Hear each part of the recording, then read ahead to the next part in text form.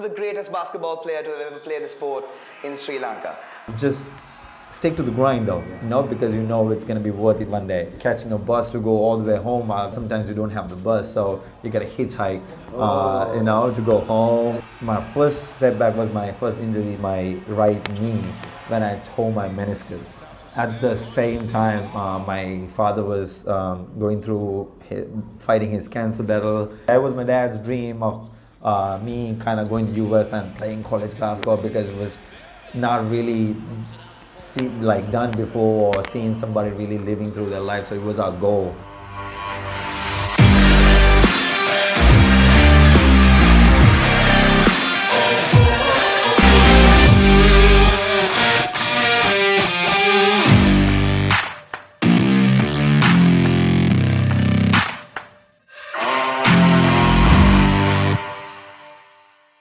Hi Praneeth Udumalagala, we finally got you on to episode number 4 of the IImpact podcast. Ladies and gentlemen, for those of you who don't know who Praneeth is the founder of IImpact Hoops.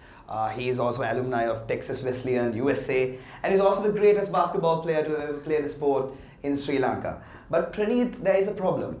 The best basketball player to play the sport in Sri Lanka is no longer wearing the national jersey. You have played a very important role in Sri Lanka's success over many of its South Asian counterparts, but you are not playing the sport anymore for the team. What's the reason for this? First of all, thank you for having me. I'm glad that I could finally make it over here. Yeah. Answering your question, there's a lot of politics involved in sports, sadly. It's actually due to a dispute that I have with the Basketball Federation officials, which happened on the last South Asian Games, December in Nepal. So because of that, it's an ongoing investigation right now, and due to that reason and the lack of motivation that has given me, and not being able to genuinely be proud on representing this jersey because of these actions of these officials, I've thought of stepping down to make a point. To make sure that we as players stand up and say what's wrong is wrong. In future, I don't know, I'm still training, I'm in best of my shape, I would say I'm best in my form, but if I get a proper feedback out of it, or the desired result that I'm trying to get out of this, then yes, I'll consider playing, but if not, for now, I'm thinking of stepping aside from the national team, but play local basketball and help the way I can. Right, so if I have to go a little deep into it, what exactly needs to happen? What exactly needs to change for you to wear the national jersey again for this team? For me, actually, I want the officials to accept their faults and rectify it, So as right now, it's like us saying what you did was wrong and them saying no, what we're doing is right. And there's a lot of involved in mismanagement of money on the funds that we got for the South Asian Games. So there's a whole big story, and it's an ongoing investigation as well. So yeah, if I feel like we've got justice, and then yes, I'm all down to play for the team again and represent our country. Fingers crossed, man. I think Sri Lanka needs you back, so I hope things are rectified and we come back on the same page, so that Sri Lanka can get back to your services. And extremely young as well, so we're losing out on your prime years, so I hope things get back soon. So you studied in the States for 4 years.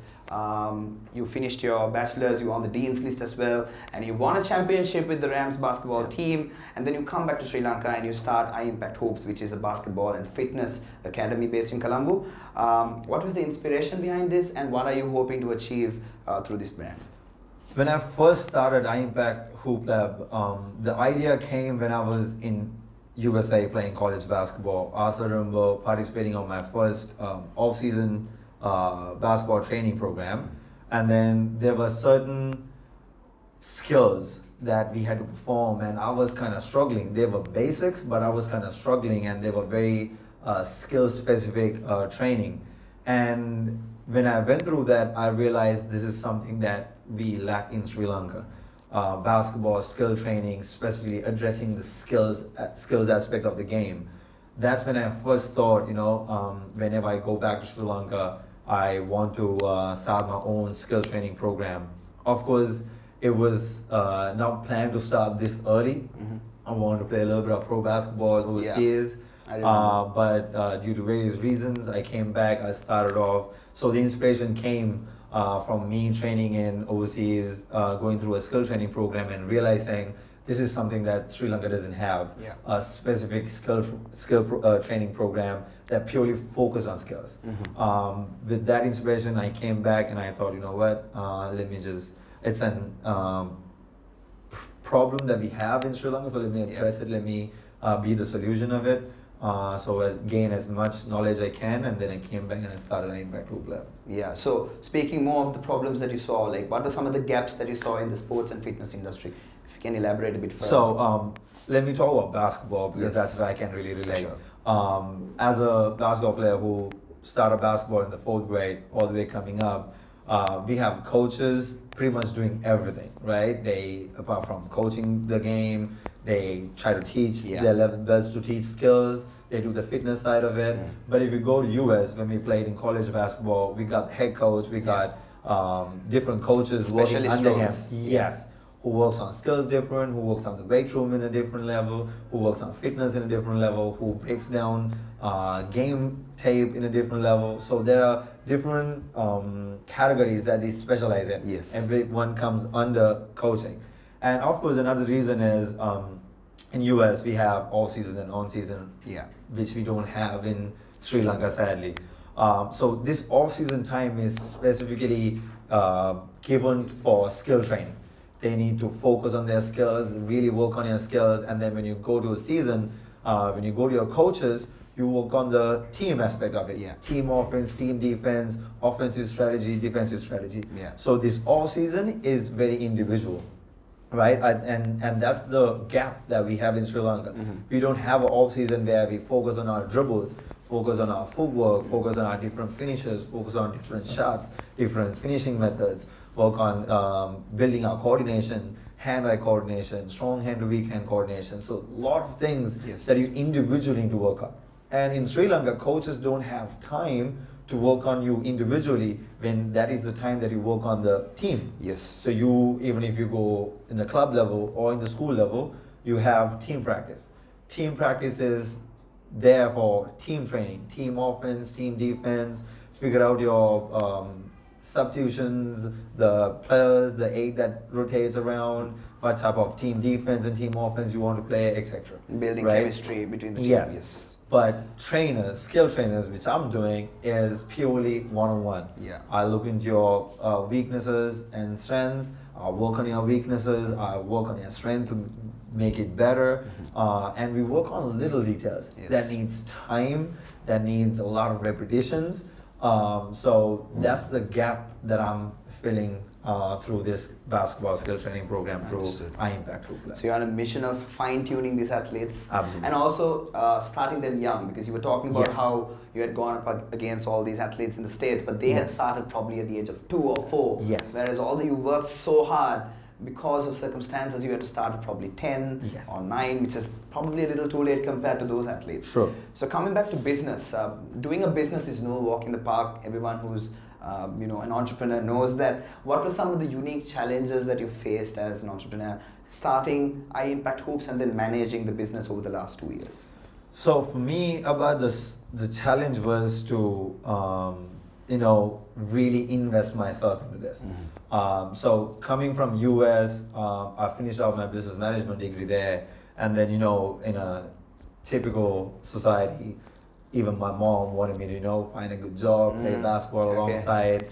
But if you start your own business, there's a huge risk involved in it, and maybe the turnover, the profits you're gonna make, those are not decided.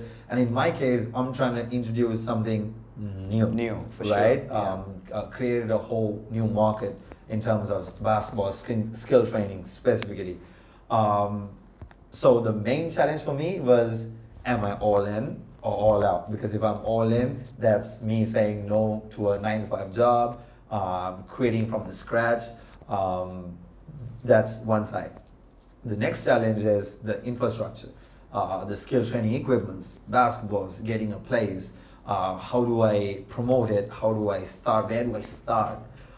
So those are all huge challenges for me, and it was also a bit scary in the beginning, because you always have this feeling like, what if I fail? Like if all that time that you spend in building something, and if the outcome is like, what if I fail? And that's common for any startup business, for any entrepreneur. I think it's all about believing yourself, believe in your idea, and then you truly try to resolve a problem, and then you're 100% passionate about it. You're all in. You're gonna make sure it works. Yeah. Right. So for me, I started just like everybody else. Started with whatever I had. When I came back from US, I actually got a lot of support. One of my friends actually supported me in terms of getting the equipments, some of the equipments down from USA to Sri Lanka. I came, started off with one athlete, made 2, became 3, became 4. Now I've got close around 60 athletes training to me, and I'm doing it full time. Got more equipments now, so there you go. Yeah, and now you built a whole community around the whole thing. And it's very interesting that you were talking about being all in, because you being the star you are, there are many brands which have approached you and told you to play mercantile basketball for them, which is usually the case here, while managing, doing a job, which could have been a bit lucrative given the fact that you would have got money at the forefront, but you stuck true to your mission. Yes. And I hope it's paying off now. Absolutely. So let's move to another segment now, which is your personal life now, right? So everybody knows Praneeth Udumalagala, the champion.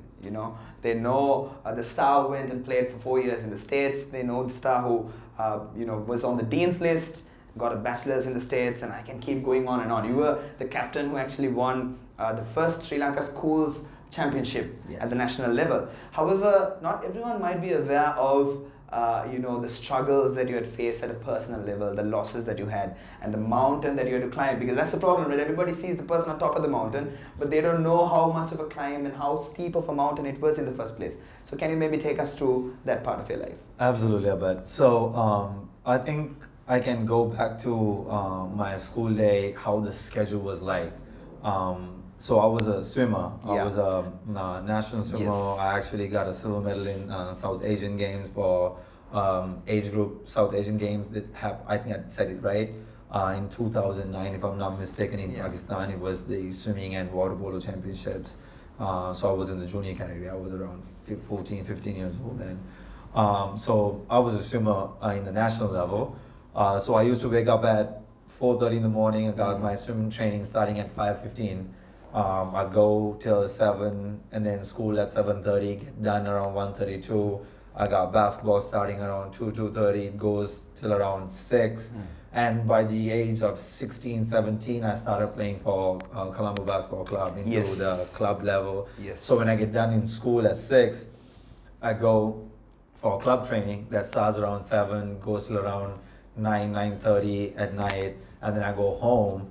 By the time I hit the bed, it's at 11:30, 12 in the morning. 4:30 to 11:30. Yeah, and then I go next day again, 4:30. Again, it's not healthy, right? I mean, you need to get your sleep and all that. It wasn't every single day, but those were the days, at least around 3 or 4 days, especially when both the seasons are in one spot. It was all just, making sure your academics are in place. So it was really tiring, right? Because I remember going back home after practices, catching a bus to go all the way home. I lived a bit far, so that whole going back home and then being so tired, catching the bus. Sometimes you don't have the bus, so you gotta hitchhike, to go home. That's crazy, man. Yeah, and you just stick to the grind though, because it's gonna be worth it one day. So I think continuing that without giving up was one of my main challenges.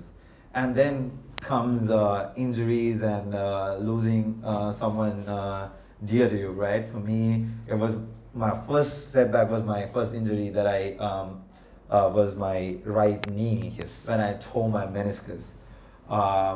At the same time, my father was going through fighting his cancer battle. So I remember I was in a mercantile tournament. I tore my right meniscus, and then when the doctors were like, it's tough, but this is it. You gotta kind of stay away from the sport for some time and make sure you come back. And it's a whole process, right? And at that time, it was just really hard for me. And you know how close I was with my dad and all that. Man. So it was my dad's dream. Heartbreaking. Bro. Yeah, it was my dad's dream of me kind of going to US and playing college basketball because it was not really done before or seeing somebody really living through their life. So it was our goal to go to US and play. So just after 3 days of my meniscus injury, my dad passed away. So I felt like, basketball at that point was everything for me. And then I felt like I'm feeling like I'm losing basketball. At the same time, now I lost the person who's most closest to me and who shares the same dream as I'm sharing. So stepping down from basketball and losing my dad at the same time was absolutely heartbreaking. It was the darkest times of my life so far, and coming back was really hard. And I mean, to the viewers, I'm just saying it's a matter of not giving up, because at that point I felt like everything I've worked for, because that was the point I was looking to go to US, trying to get a scholarship and stuff like that. So when you come down with an injury which potentially takes away your scholarships to go to US, and then losing your dad was just unbearable. But I fought through it, made to USA, finally walked on, got into the team, got a scholarship, worked my way through. Boom, everything was back into what I just wanted, and even more when we won 3 conference championships in a row and a national championship. That was big time. But it was the second biggest hit when my goal was to play professional basketball overseas, right? So the 4th year, the senior year, was the one that kind of wanted to be impressive, for you to put up a resume out there saying, hey, I want to play in this level. So after my 3rd year, I flew to LA. Whatever the money that I've saved from my previous summer, I stayed with a friend in LA. His name is Amit.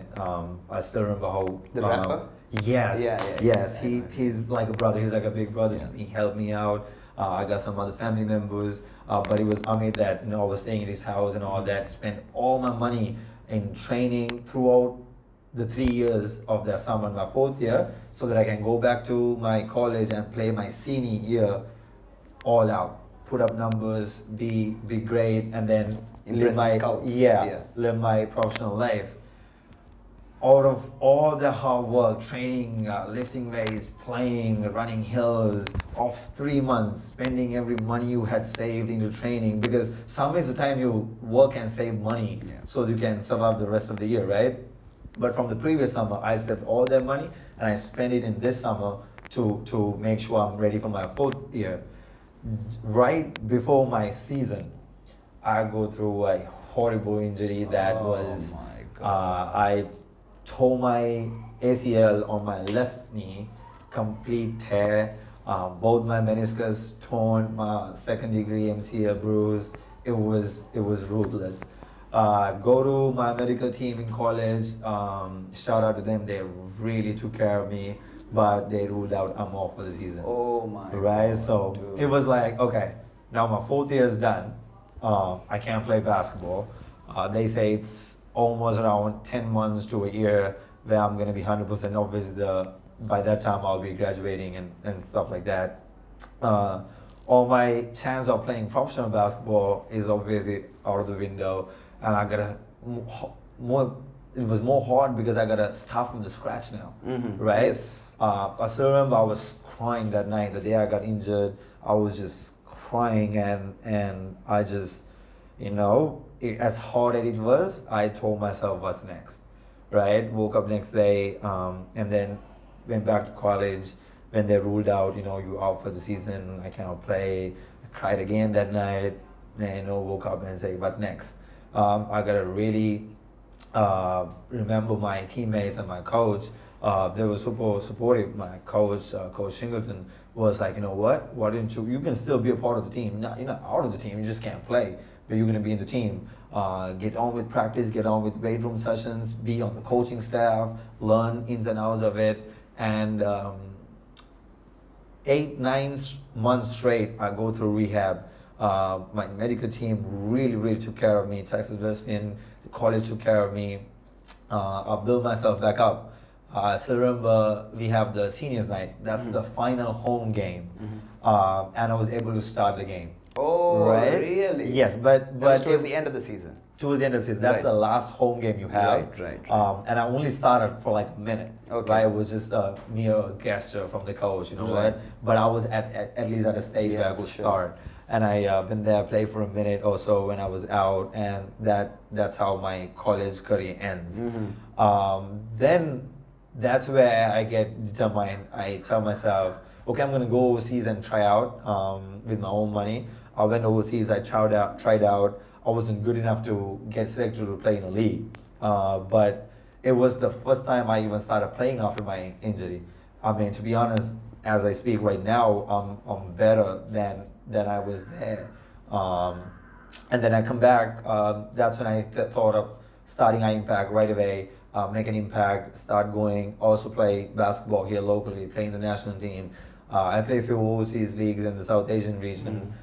Made to the Nepalese basketball league and all won that. The championship. Yes. And since then, I feel like I'm in best of shape right now.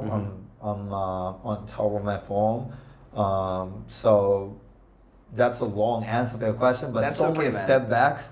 But I just never gave up. Never gave up. Took it one at a time. Just work to where I want to get as a player, as a trainer, and etc. Perfect. Separation begins here. That is the tagline of IImpact Hoops. Praneeth, as a champion, you were talking about what it takes to actually go through the grind on a daily basis to go to where you are. So what, in your opinion, separates a champion in both business and sports from an average human? So I came with separation begins here as to actually, you're a basketball player and there's in the industry there's so many basketball players, or in your age group or in your area there's a lot of basketball players. How do you separate yourself in terms of a skill aspect? But to answer your question, I think it's mainly the work ethic that will separate you from the rest. How hard do you work? How consistent are you? And even recently, I made this video about 2080 mindset for basketball again, at least, but it applies for everything. The Pareto rule, yes. Do 20% is skill. Yeah. Like if you look at me as a basketball player, 20% is skill. Like means I go to court, I go to the basketball, I keep on working, right? Work on my craft, work on my skills. But 80% is out of the 2 or 3 or 4 hours of training.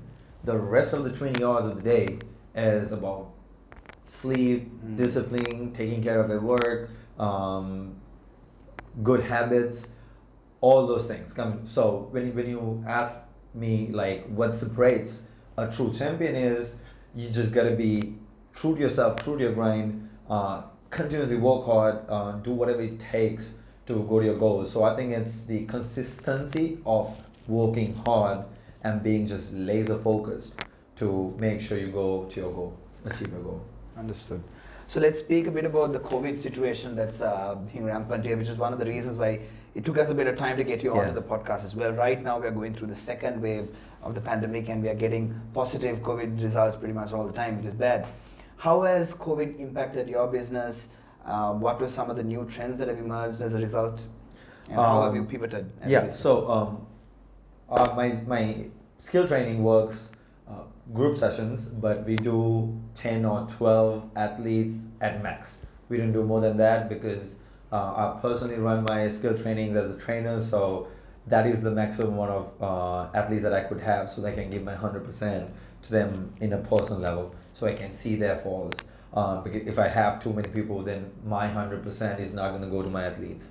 So with COVID, obviously, everything had come to a stop. Mm-hmm. Let alone you cannot have any sessions at all because when we're in a lockdown. You're talking about trends.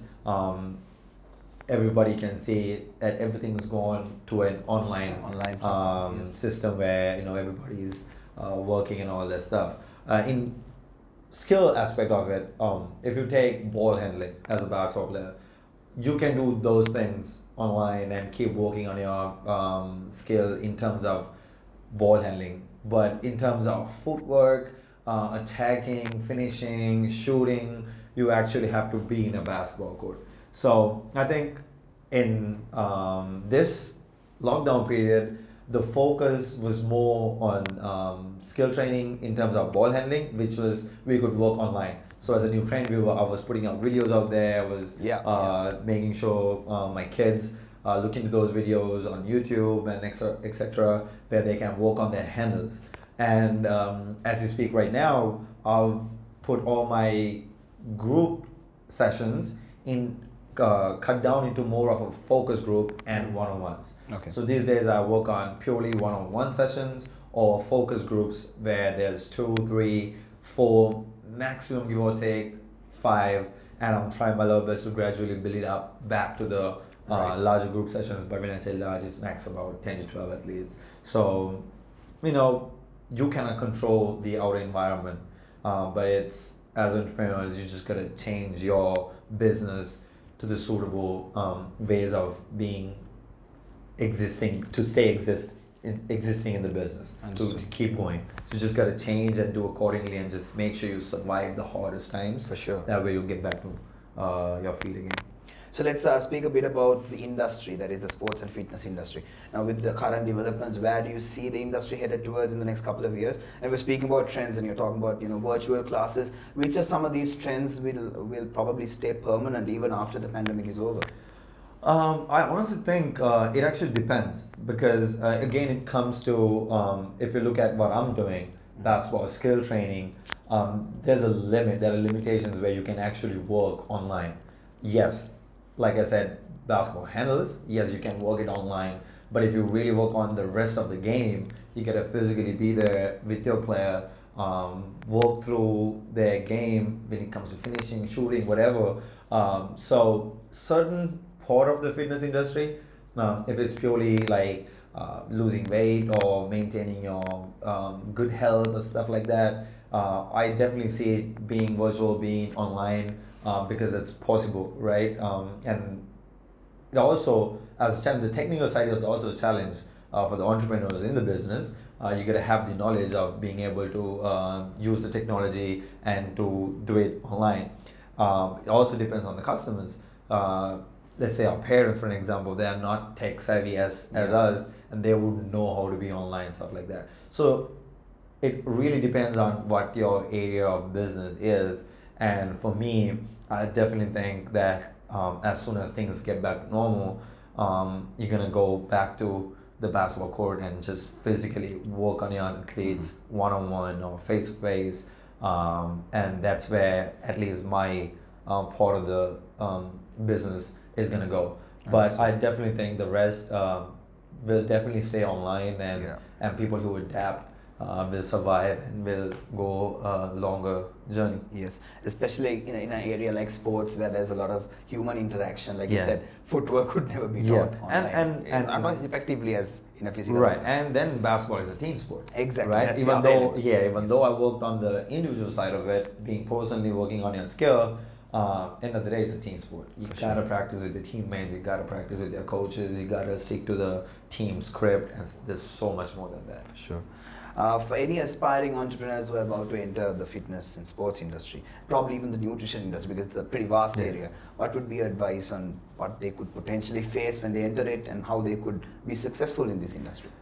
My advice is that you have to be passionate about what you're doing, right? Because if you're passionate about what you're doing, you'll learn more, you'll seek to improve your knowledge, gather more information, make yourself so much better, so that you can serve your customers or clients or athletes or whoever better. So I think if you are truly passionate about what you're doing and you work hard, rest will come into place, right? Because I sometimes go at 6:30 in the morning to all the way till like 9 p.m. at night, and you just gotta because right now I've got so much more sessions because it's in a smaller scale, and I have to do multiple sessions to meet all my athletes. You don't feel like you're working because you're passionate about it. You just do it, and I got done with the morning session today, and then I got sessions straight after this. You don't feel like you're working because you're passionate about it. You give true information. You see your athletes grow. So the biggest advice is find your passion and just follow through it, and you'll be just fine. Understood.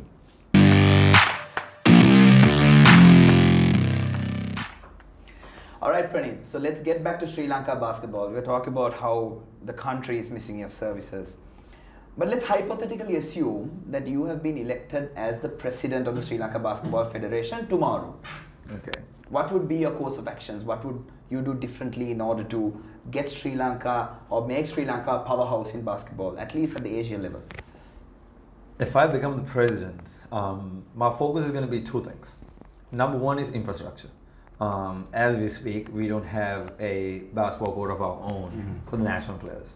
Up to now, every time we go on a tour, we struggle to find a place to practice. It's a mess, right? I mean, there has to be a basketball court for the national players dedicated where they can go and getting work, getting shots up. So my number one goal would be immediately infrastructure. Build infrastructure for the national players where they can freely practice, get better in their game, work on their game. Number two is building a value for the national basketball players. Right now, I'm talking about monetary value, and that's also a sense of pride of being a national basketball player. If you talk about a current basketball player right now, monetary, they don't get paid at all, it's zero. So the motivation is solely represent the nation, work hard. The national players right now work a 9-to-5 job, come straight off their job, they're already tired, get into practice, work their self in national training, go back home and then repeat, right? And number two, the other value I'm talking about is more like things like media coverage, get them known, that will eventually get them some sponsorships, right? Because for an example, we won the South Asian Games, silver medal for the first time in the history. For sure, yeah. Last December. When we came back, not even our own basketball federation officials were there to welcome us in the airport, right? I mean, things like that cannot happen. There needs to be true appreciation for the players of what they do, and then true value built through that. So again, like I said, build infrastructure, and number two is build value. And how do I build value is obviously through infrastructure, get the game to a higher level, organize more tournaments. Since 2018, I came back from 2018 to now, we didn't have a single club basketball tournament. Yeah, that's sad. That's right. How are players gonna work on their game? How are they gonna have a motivation to stay on their game? It's been 2 years, not a single club tournament, right? So infrastructure, and alongside get the game to a higher level that will get the attention of more people. While getting the attention of more people, bring in sponsorships as much as we can. Like I'm talking about stepping out of your chairs and talking to brands, talking to companies, talking to people, talking to individuals. Start with one player. It doesn't have to be all the players. Get one player some value, monetary, and added presses or media coverage and stuff like that. That way, now the youngsters looking at it, be like, okay, absolutely, there we go. Now, I mean, for an example, because I went to US, because I played there for college basketball 4 years, because I won a championship, because of my social media presence and how I've created a value for my own self by myself, has played a big factor in starting IImpact Hoops Labs as well. For sure. Right? And sometimes I'm just saying, sometimes you might not even be really good, but it's the way you present yourself that has brought all the value in and all the extra stuff. Now I'm saying obviously be genuine and really be good. So if I'm the president, number one, infrastructure, build a court, get the national players going, working, get some tournaments aligned, have on season, off season. Like we can't just say in 2 weeks we have a tournament. or a month we have a tournament. That's absurd.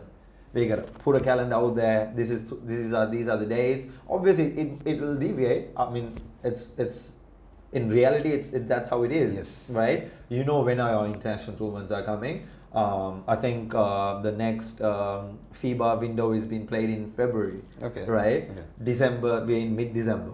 Right. If it's playing in February, like at least by now things has to be up and running. Boys got to be practicing and stuff like that. So I don't know. I mean, since I'm not international, I don't know where things are and all that stuff. But I'm just assuming or hoping these guys get going right now, right? So because we don't have infrastructure or code of our own, now they have to look into these other places. Are they renting it out? Can we rent out? Do we have the funds? And that's not how it should be. Yeah. It's a basketball federation, right? And this is, I mean, some of the disputes we have and stuff like that. So again, answering the question, I'll work on the infrastructure, build the infrastructure. With building it, try to get the level of basketball a little bit higher with more tournaments, more training opportunities, giving them more goals like, okay, this is championship here, this championship there. Actually, the federation, the one time I would really want to give them credit was they were trying to organize a league. They couldn't make it happen, at least they tried. But that was because of the pandemic, am I right? It was the bombings, I think that East attacks, that stuff. But I still think that would have been pretty awesome though. If I still think they should have come back from it and made it happen. But again, they failed. Yeah. Right.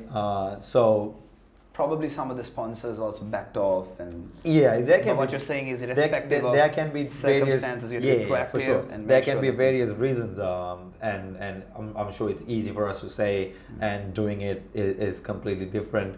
But I think if you really have people working and really wanting to make something happen, you'll find a way. I understand. And also, it's infrastructure and building a value for the national basketball players, so that kids look up and be like, oh, you know what, I want to play basketball, I want to get there. Woo. Praneeth Udumalagala, breathe the fire at the Entrepreneur Wired podcast. This is episode number 4, by the way. Praneeth, thank you so much for being a part of this. So let's, now that we've been so hot all this time, let's cool down a little bit, but I might be putting you in a bit of trouble here. I'm going to get personal now. Okay. I'm going to ask you a bit about your personal life. You recently got married, Praneeth. Congratulations. Thank you. You two are match made in heaven. However, they say that marriage sometimes changes a person. How has marriage affected you, both as an athlete as well as a businessman? I think you better think carefully now. Yes, you don't want to be sleeping in the couch when you go home. I know. I remember when Kumar Sangakkara was retiring, he was asked, what is your greatest achievement, right? And I hope I'm not wrong here, right? And then his answer was, regardless of all these championships, achievements and stuff like that, having a family to go back, knowing that regardless if you win or lose, you're going to have the same love. Because even the fans or anybody out there, even the officials, those things can change. But when you go back home, you have a supporting family, a wife, your parents, or kids, or whatever, who treats you for who you are, regardless of your outcome as an athlete and stuff like that. So I think even for me here, I'm so lucky that my wife has been a part of my grind, right? It can be 6 in the morning to all the way at night. She'll make sure she's up and running. She wakes up before me. Make sure my meals are prepped. When I wake up, everything is good to go. When I come back at night, she stays for me and makes sure checks on me, how my day went and all that. Sometimes it's easy to get busy with your work and kind of get carried away, right? And you necessarily don't kind of check on your family.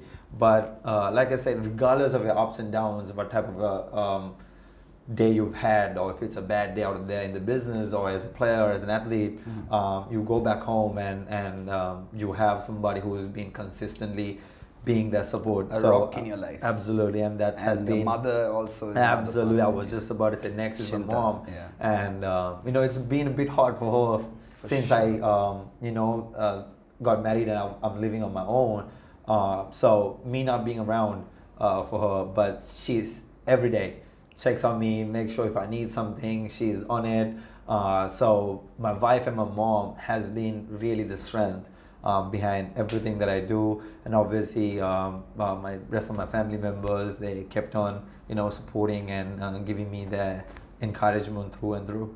Your mom's your number one fan, man. I assure you that. There have been Yes. times when I've come to watch your matches, I'm in the stands and your mom's, she's literally screaming. She's the loudest fan out there. And she also responds to all of your Instagram posts as well. Yes. Oh, my mom's big time on social media. She's like your biggest fan. Absolutely. If I put anything on social media, not even 5 minutes, I get a notification saying, Chinta Udumalagala shared your post. And then my mom's just, even if sometimes I put a story on Instagram, she'll screenshot and she'll put it on her Facebook or something like that, because she's got this friends abroad and family that she always talks about me constantly. That's what gets her going, and absolutely she's been a rock, and she's been a crucial part.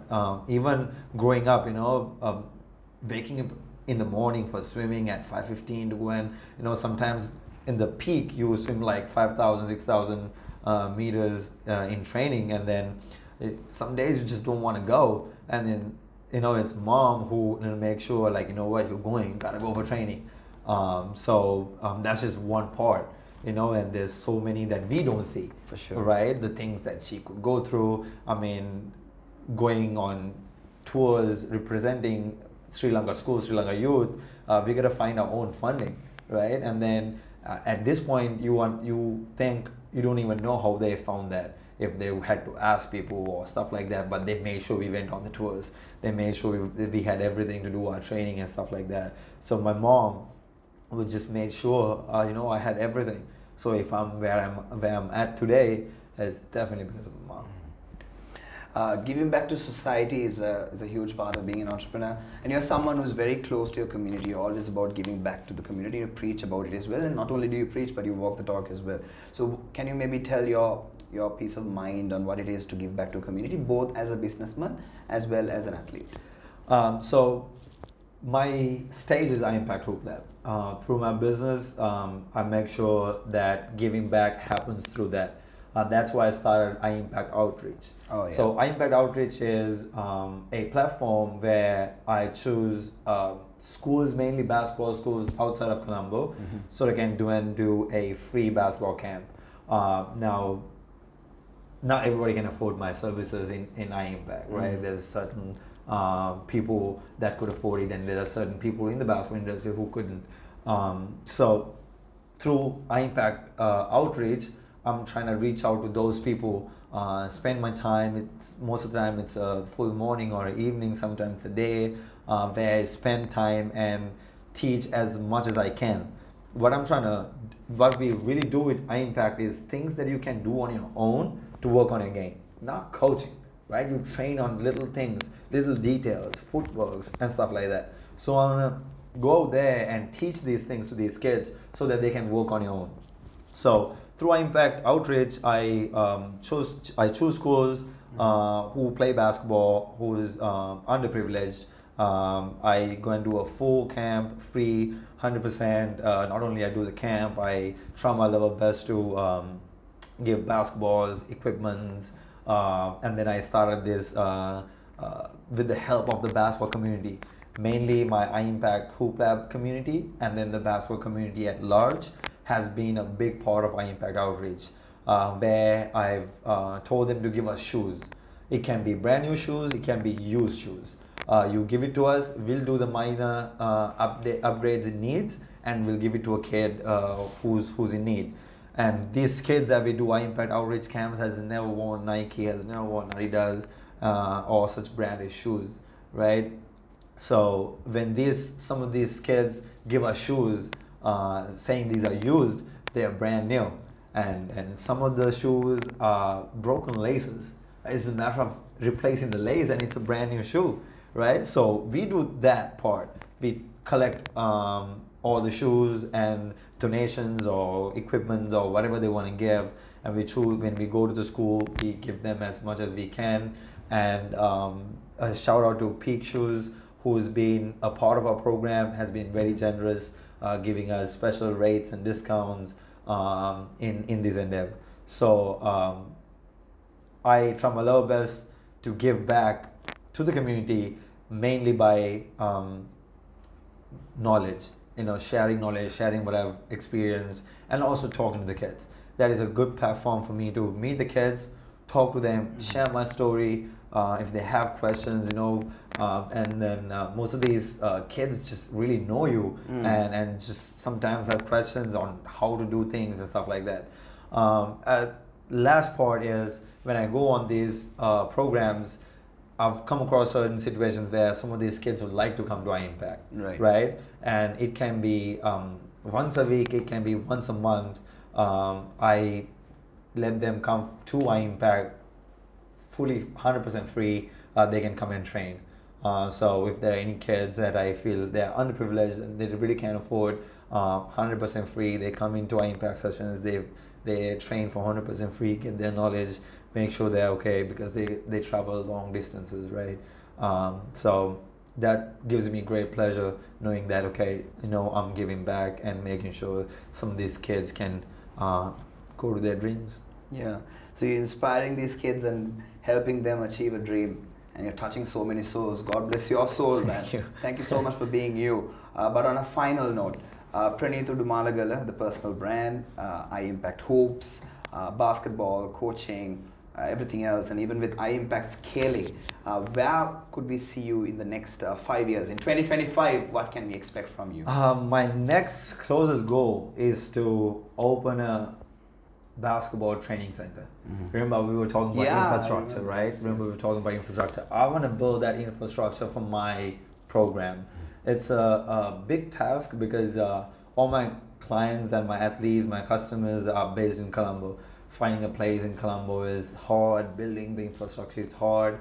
But grinding, I think I'm somewhere there, somewhat so, with a lot of help. Again, up to now, I've got so many people helping me in various ways. I cannot name them individually, but I'm remembering them. Shout out to all those people. You all know who you all are. And there are people as we speak who's just helping me to make it happen. Goal is to build this training center with screens up there, dribble stations, shooting guns. It's about purely you come in, you work, you grind, you get better, and you go out. And then it's also where I establish myself as an athlete. I mean, when a kid walks in, I want them to see my championship rings, my jerseys. I want them to get inspired to just work hard, and then that's what somewhat I had in US. When I walk into a training center, you're like, whoa, right? I mean, everything's just see work. The banners and everything's just work. So I want a training center in Sri Lanka, IImpact Hoop Lab. Lab is where you work, right? You create something. Yes. I want to create basketball athletes who are monsters, who are trying to grind and get better. I want that lab to be kind of perfect, right? I want that lab to be the dream that any basketball player want to walk in and be like, yeah, this is the real deal. So that's my goal to build. You are the real deal, Praneeth Udumalagala. Thank you so much for being a part of it. This, ladies and gentlemen, is a champ. Is the best basketball player to have ever played the sport in Sri Lanka, and is more than just an athlete. He's also a businessman, and he's inspiring the next generation of both athletes and entrepreneurs in the years to come. Well, we, ladies and gentlemen, are the Entrepreneur Wide, and at episode number 5, we'll be catching another interesting individual, Randy Chris Pereira. So do stay tuned, subscribe to our YouTube channel, and follow us on the social media platforms, and we'll catch you soon. Until then, this is Abad Fawzan signing off on behalf of Entrepreneur Wide. Stay tuned.